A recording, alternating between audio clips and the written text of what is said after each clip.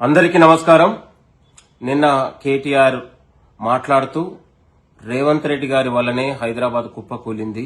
Real estate పడిపోయింది అని రకరకాలుగా అనుచితమైన వ్యాఖ్యలు చేయడాన్ని మేము తీవ్రంగా ఖండిస్తా ఉన్నాం. ముఖ్యమంత్రి రేవంత్ రెడ్డి గారు బాధ్యతలు చేపట్టిన నాటి నుండి నేటి వరకు కూడా తన ముఖ్యమంత్రిగా ఇవాళ తన ఆలోచనలతోని ఇవాళ హైదరాబాద్ బ్రాండ్ ఇమేజ్ ని కాపాడడంలో ఇవాళ ముఖ్యమంత్రి గారు గొప్ప డిజైన్ చేశారనే విషయాన్ని కూడా ఈ సందర్భంగా గుర్తు చేస్తూ ప్రపంచ దేశాలకు హైదరాబాద్ గాని తెలంగాణ రాష్ట్రం పోటీ పడే విధంగా ఫార్మా హబ్ గా, ఎడ్యుకేషన్ హబ్ గా, ఇండస్ట్రియల్ హబ్ గా తెలంగాణ అన్ని రంగాల్లో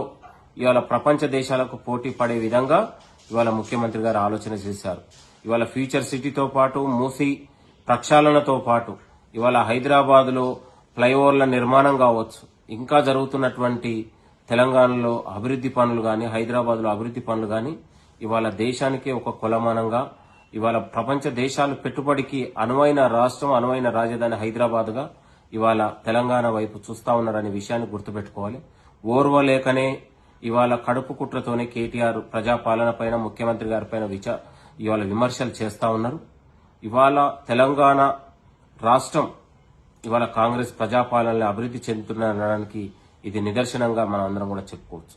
ఇవాళ మున్సిపల్ మంత్రిగా 10 ఏళ్ల పాటు చెత్తని గాని, డ్రైనేజ్ వ్యవస్థ నిర్మూలన గాని, రోడ్ల నిర్మాణంలో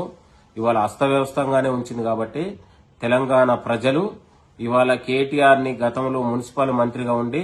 అతన్ని ఆ మున్సిపల్ మంత్రి చెత్తకుండలోనే బీఆర్ఎస్ నాయకుల్ని చెత్తకుండలు వేశారనే విషయాన్ని మరొకసారి గుర్తు చేస్తూ ప్రజాపాలనలో ముఖ్యమంత్రి రేవంత్ రెడ్డి గారి నాయకత్వంలో హైదరాబాద్ బ్రాండ్ ఇమేజ్ తో పాటు తెలంగాణ రాష్ట్రం ఇవాళ ఆత్మగౌరవం కావచ్చు, తెలంగాణ అభివృద్ది కావచ్చు, ఇవాళ అన్ని రాష్ట్రాల కంటే హైదరాబాద్ గొప్ప రాష్ట్రంగా, అనువైన రాష్ట్రంగా, అభివృద్దికి అనువైన రాష్ట్రంగా, పెట్టుబడికి అనువైన రాష్ట్రంగా ఇవాళ తెలంగాణ వర్ధిల్లుతుందనే విషయాన్ని మరొకసారి గుర్తు చేస్తూ రానున్న 10 ఏళ్లలో కూడా ప్రపంచ దేశాలే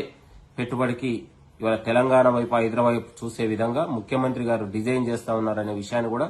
గుర్తు చేసుకోవాలి. కేటీఆర్, మీ హాయంలో ఇవాళ అవినీతి, అక్రమాలు తప్ప మీరు చేసింది ఏం లేదు. మీ కుటుంబంకే దోపిడికే ఆలోచన చేశారు తప్ప తెలంగాణ అభివృద్ధికి ఎలాంటి మీరు ఆలోచన గాని ఇవాళ మీరు ప్రక్రియ గాని చేపట్టలేదనే విషయాన్ని మరొకసారి గుర్తు చేస్తూ ముఖ్యమంత్రి గారిపై ఆలోచన విమర్శలు చేయడం అనేది మానుకోవాలని కేటీఆర్కి